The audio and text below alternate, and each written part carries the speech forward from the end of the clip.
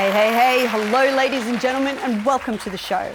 I'm your host, Cody Banks, and tonight we're going to be covering a topic that affects us all, data ethics. Let me tell you what happened to me the other day.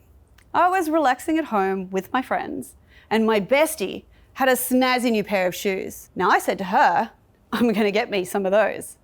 The next day, my social media feed was filled with shoe ads.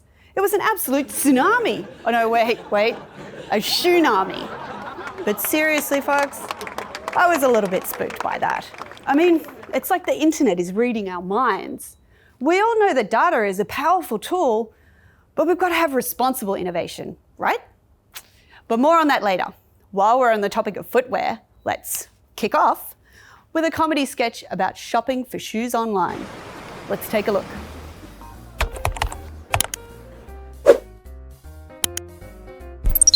Hi, Paul. I'm your virtual shopping assistant, powered by artificial intelligence. If you're sick of buying the usual, I can help you with some recommendations.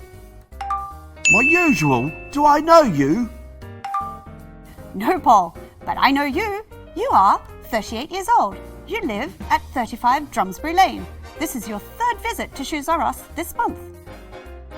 It creeps me out that you have all this data, but it's also very curious, so I'll play along. What would you recommend I buy? Oh, Paul, don't worry about the details. Based on your current location, which seems to be near a popular beach, we suggest the Sandcomber sandals. Oi! How do you know I was on a seaside holiday? Oh, never mind, I like these. I'll take two. Great choice, Paul. Since you're ordering 2 pairs, here's a 10% discount coupon. However, because your delivery address is in a high crime area, we'll be adding a 15% surcharge to deliver the package securely. What? Delivery surcharge? High crime area? That sounds so biased. I'd like to discuss this surcharge with a service agent. A real person, please, not another bot. I'm sorry, I cannot answer your question, Paul. For our shipping policy, please write in to shoesrus.care@gmail.com. Write an email? Okay, that does it. I think I've had enough with your use of my data for your recommendations. Frankly, I've lost trust in Shoes R Us and your website. I'm sorry to hear that, Paul. But before you go, can I show you our Ortho Comfort range of shoes? Their adaptive arch support will be perfect for your bunions. My bunions? What? No! I want you to do absolutely nothing for me. I'm done with shopping here. In fact, I'm done with shopping online. I'm moving to a remote island where there's no technology and no shopping bots. Have a nice trip, Paul. And don't forget to renew your passport. Our records show it expired 7 weeks ago. Oh, Paul, we feel your pain. And I don't just mean the bunions. Personalised recommendations can be really handy, but we've got to set social and ethical limits on how we use data. So here to tell us how to do it is a data ethics expert from Standard Chartered, Emma Johnson. Welcome to the show, Emma. Thanks for inviting me, Cody. Okay, Emma, let's start with the basics. What is data ethics? It's a branch of ethics that evaluates data practices that may have a negative impact on people or society. Okay, so it's like a set of rules and regulations. Not exactly, Cody. It's more than just rules, regulations, or even a technical fix.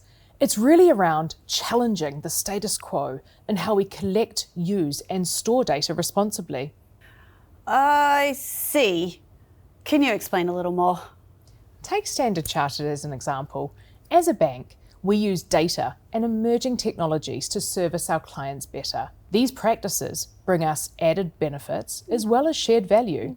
However, if used inappropriately, it can lead to concerns around trust.